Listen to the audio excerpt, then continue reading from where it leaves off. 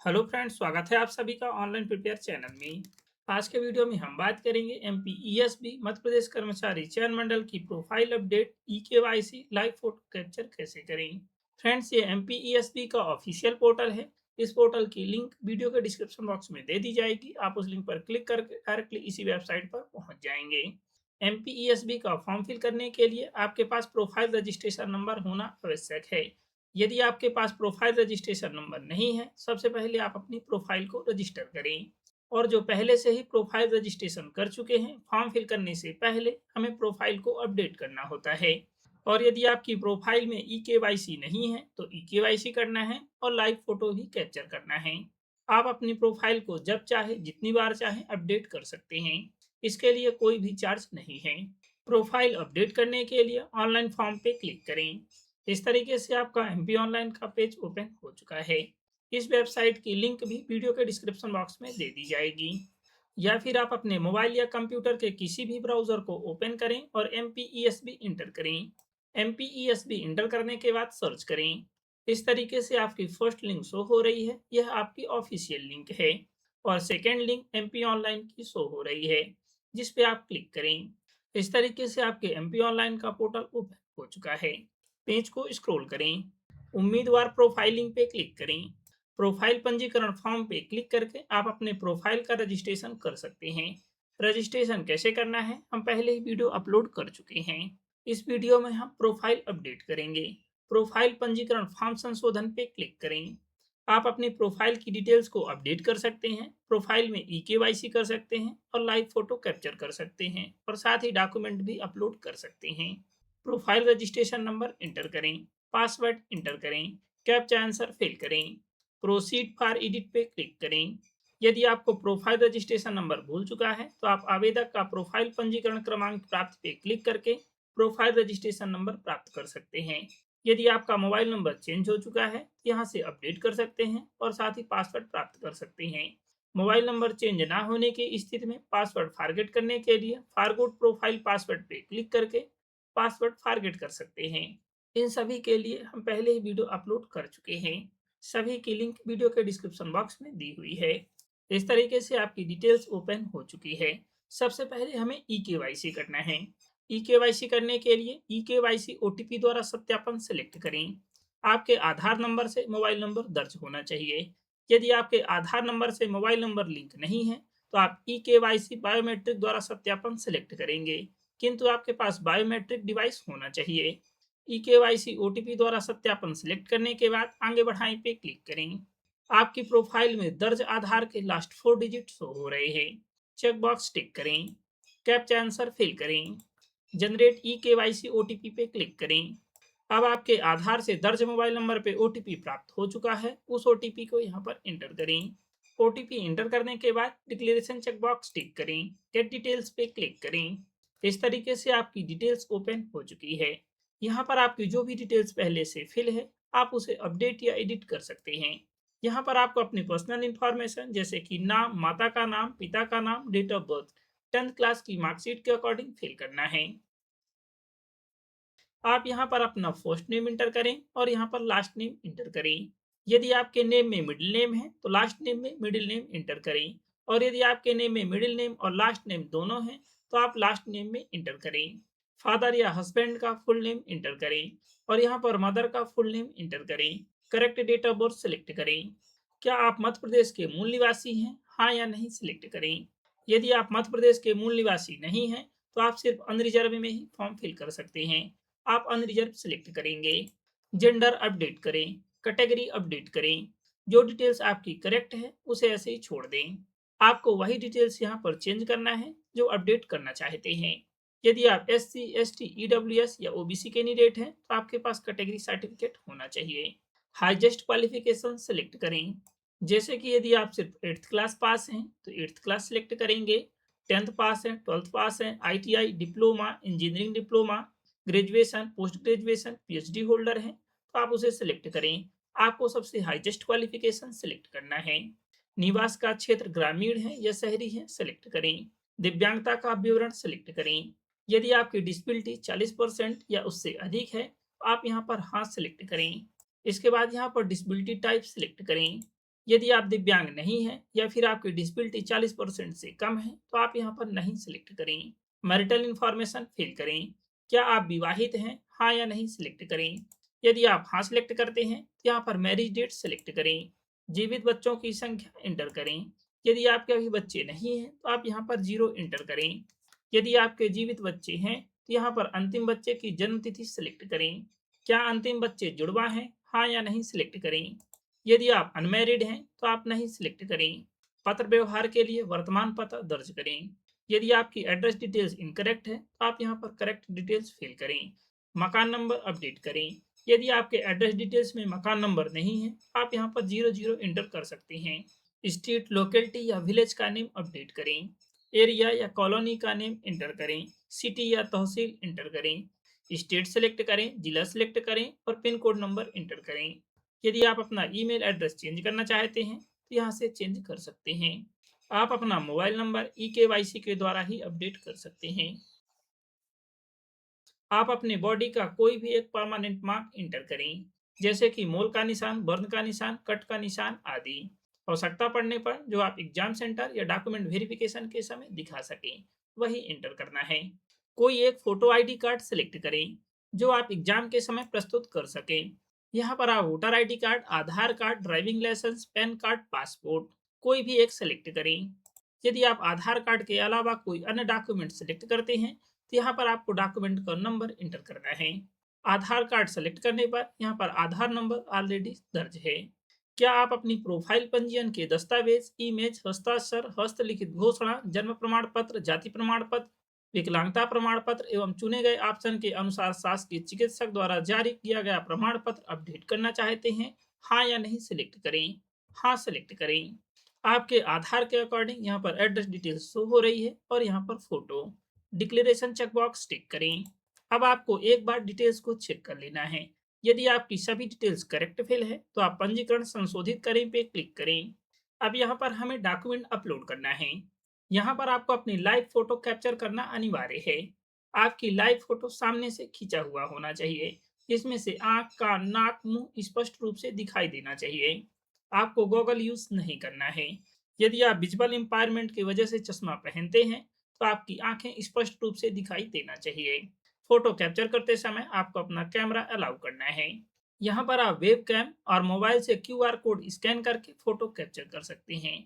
आपको अपनी passport size ही photo capture करना है। फुल फोटो आप कैप्चर ना करें।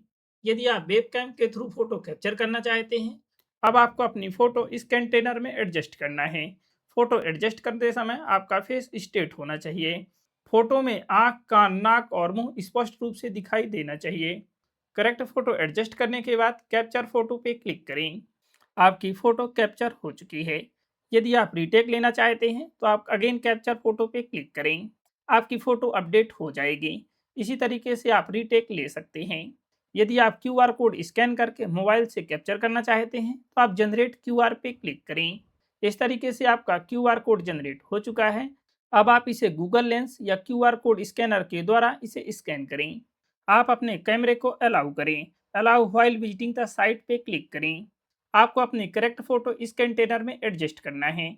आपको अपनी फोटो कैप्चर करते समय यह इंश्योर करना है कि बैकग्राउंड व्हाइट हो। बैकग्राउंड व्हाइट होने पर आपकी फोटो जल्द कैप्चर हो जाती है। करेक्ट फोटो कैप्चर करने के बाद कैप्चर फोटो पे क्लिक करें। फोटो कैप्चर करने के बाद सेव फोटो पे क्लिक करें। यदि आपने प्रॉपर इमेज क्लिक नहीं किया है तो इस तरीके से मैसेज शो होगा, image is not clearly visual. आप ओके पे क्लिक करें। इसके बाद एकदम क्लियर फोटो कैप्चर करें। अगेन कैप्चर फोटो पे क्लिक करें और सेव करें।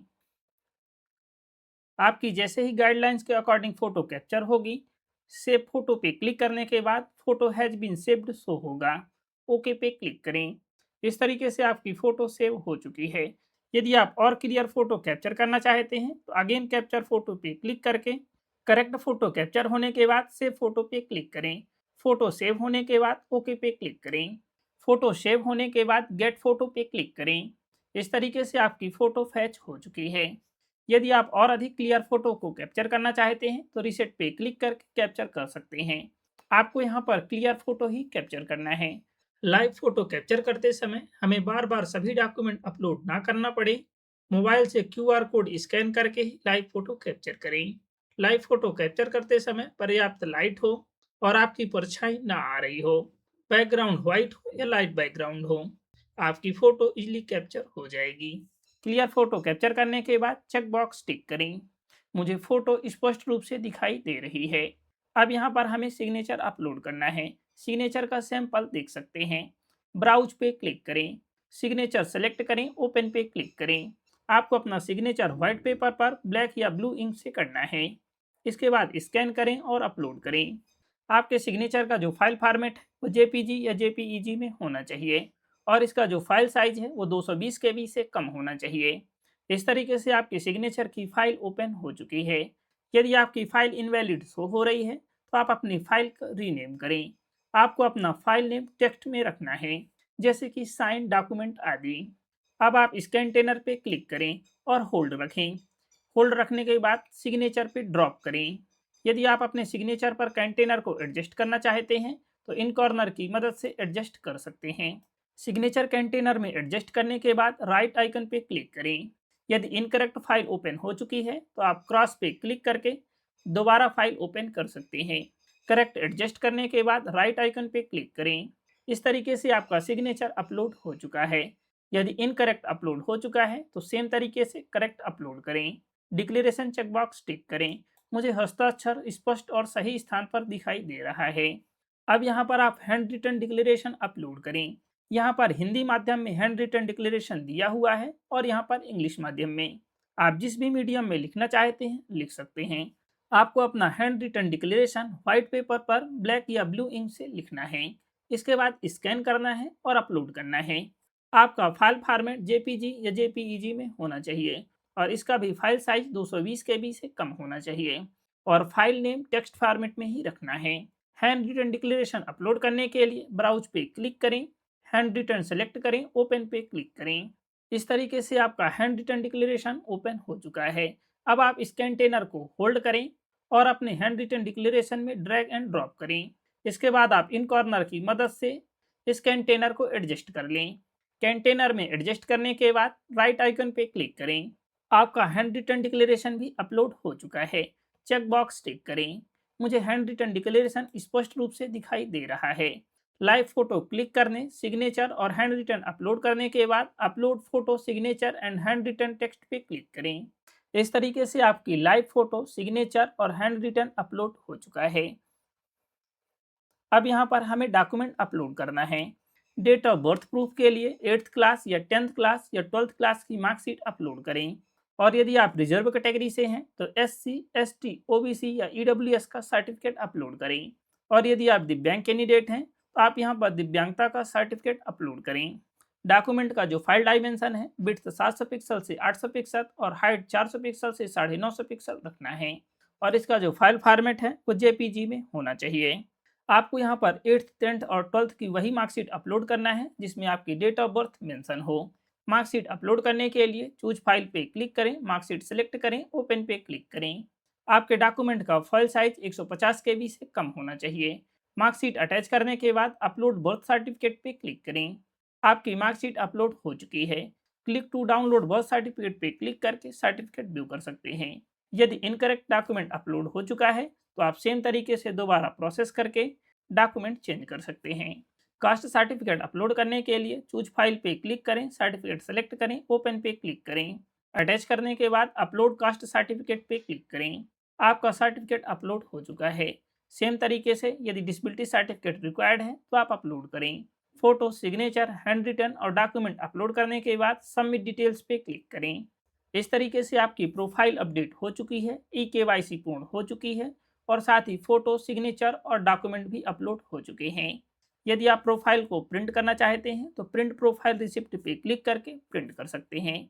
यहाँ से भी आप बर्थ सर्टिफिकेट और कास्ट सर्टिफिकेट को देख सकते हैं। अब यहाँ पर आपको अपनी सभी डिटेल्स को चेक कर लेना है। यदि आपकी कोई भी डिटेल्स रॉन्ग फिल हो चुकी है तो आप सेम तरीके से अपडेट कर सकते हैं। आप जितनी बार चाहें अपडेट कर सकते हैं। अपडेट करने के लिए कोई भी चार्ज नहीं है। मुख्य पृष्ठ पे क्लिक करें, उम्मीदवार प्रोफाइलिंग पे क्लिक करें। यदि आप बाद में भी प्रोफाइल को प्रिंट करना चाहते हैं तो प्रोफाइल रसीद पुनर्मुद्रण या अपलोड दस्तावेज पे क्लिक करके प्रोफाइल को प्रिंट कर सकते हैं और व्यू कर सकते हैं।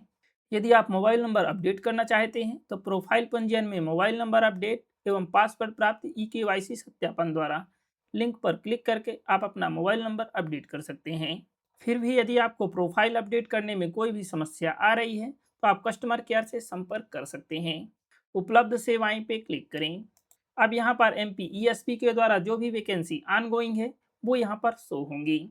आप जिस भी वैकेंसी का फॉर्म फिल करना चाहते हैं उसके सामने आवेदन करें आइकन पे क्लिक करके इसी प्रोफाइल रजिस्ट्रेशन नंबर और डेट ऑफ बर्थ के द्वारा फॉर्म फिल कर सकते हैं।